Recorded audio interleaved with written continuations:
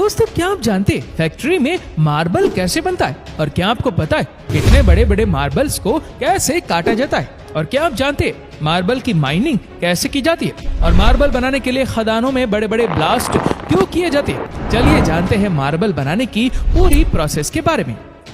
दोस्तों, सबसे पहले तो बड़ी बड़ी खदानों में से मार्बल के पत्थरों को निकाला जाता है और ऐसा करने के लिए वहाँ पर मजदूर जमीन की सैकड़ों फीट की गहराई में मौजूद होते हैं जो पत्थरों की कटाई का काम करते हैं। जैसे ही पत्थर कट जाते हैं वैसे ही बड़ी बड़ी क्रेन की मदद से उन्हें ऊपर लाया जाता है और फिर जैसे ही पत्थरों को खदान से निकालकर बाहर लाया जाता है उनके ऊपर फाइबर ग्लास लगाई जाती है ताकि जब पत्थरों को मशीन तक ले जाया जाए तो इनमें किसी भी प्रकार का कोई नुकसान या स्क्रैच वगैरह ना लग जाए। इसीलिए पूरी सेफ्टी के साथ पत्थरों को खदान से निकालकर मशीनों तक ले जाया जाता है। प्रोसेसिंग यूनिट पर पहुंचने के बाद पत्थरों को मशीन के ऊपर रखा जाता है। मशीनों में काफी बड़ी बड़ी ब्लेड्स लगी होती है जो पत्थरों को काटने का काम करते हैं। आप देख सकते हैं कि कैसे ये विशालकाय मशीन बड़े से बड़े पत्थर को काटने का काम कर रही है। पर हम आपको बता दें कि पत्थरों की कटिंग का ये जो काम है ना, ये किसी साधारण चीजें नहीं होता, बल्कि हीरे यानी कि डायमंड की मदद से मार्बल की कटिंग की जाती है। असल में दोस्तों, हीरा सबसे ठोस धातु है, इसीलिए मार्बल की इन पत्थरों को अगर बिल्कुल सटीक तरीके से काटना है तो हीरे से अच्छा कोई विकल्प नहीं हो सकता।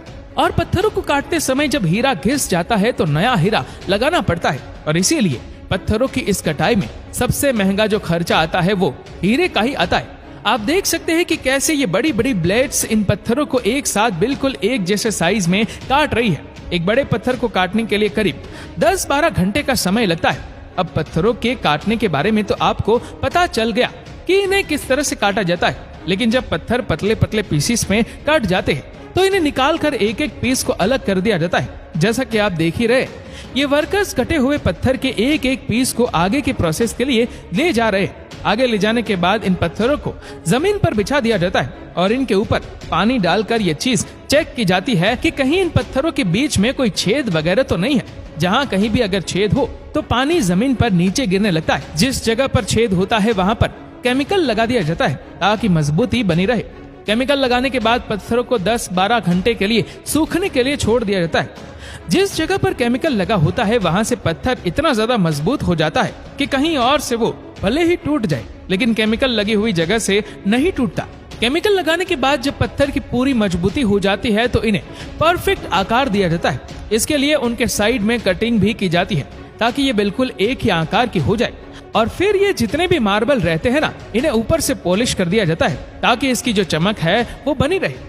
पत्थरों की पॉलिशिंग और इसको परफेक्ट शेप देने का जो काम है ये एक साथ काफी भारी मात्रा में चलता रहता है ताकि आगे की प्रोसेस में देर ना हो जाए। और जैसे ही पॉलिशिंग वगैरह हो जाती है तो अब बारी आती है पत्थरों के जितने भी दाग धब्बे वगैरह है उन्हें हटाने की। कटिंग वगैरह के दौरान जब पत्थरों पर कोई स्क्रैच या फिर दाग लग जाता है उन्हें हटाकर नया बनाना बहुत जरूरी है। इसके लिए वर्कर्स पत्थरों को एसिड से धुलते हैं। जी हाँ, इस प्रोसेस को एसिड वॉश का नाम दिया जाता है। हालांकि इसमें जो एसिड का इस्तेमाल होता है वो बहुत ही हल्का एसिड होता है क्योंकि उसमें आधे से ज्यादा तो पानी मिला होता है ताकि ये एसिड केवल सफाई का काम करे और मार्बल के पत्थरों को इससे कोई नुकसान ना हो। इसीलिए बहुत ही लो क्वालिटी का एसिड इस्तेमाल होता है। जैसे ही मार्बल का एसिड वॉश हो जाता है तो ये बिल्कुल चमकदार बन जाते हैं। जब ये सारा काम हो जाता है तो मार्बल के पत्थर भारत और भारत के आसपास के देशों में भेजने के लिए तैयार की जाती है। हालांकि आपके दिमाग में ये सवाल भी चल रहा होगा कि ये सब तो ठीक है, लेकिन उन पत्थरों का क्या जो अपना सही आकार नहीं ले पाते? तो दोस्तों, उन पत्थरों को भी फिनिशिंग देकर बेचा जाता है। हालांकि बस बात इतनी सी है कि उनका रेट बहुत ही कम होता है क्योंकि जब उन पत्थरों को जोड़ा जाता है तो किसी भी प्रकार की डिजाइन नहीं बन पाती और ना ही ये छोटे मोटे पत्थर दूसरी मशीनों में डिजाइन बनाने के लिए दिए जाते हैं। इसीलिए इन्हें फिनिशिंग करी कम दाम में बेच दिया जाता है जिसका इस्तेमाल अलग अलग तरीकों से होता है। तो दोस्तों, आप लोगों ने मार्बल के खदान से निकलने से लेकर मार्केट में भेजने तक का पूरा प्रोसेस देख लिया। हमें यकीन है कि आपको समझ आ गया होगा कि घर की शोभा बढ़ाने वाले मार्बल को किस तरह से तैयार किया जाता है।